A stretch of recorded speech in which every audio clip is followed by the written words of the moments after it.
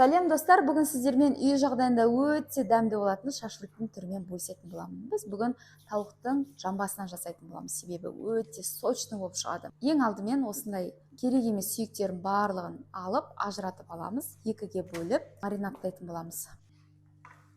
Маринадқа бізге тұз, тауыққа арналған приправа, паприка, чеснок және де соя тұздығы, аджика және ең соңында сұйық май қосып, жақсылап тұрып араластыратын боламыз. Маринадқа 1 сағатқа қоятын боламыз.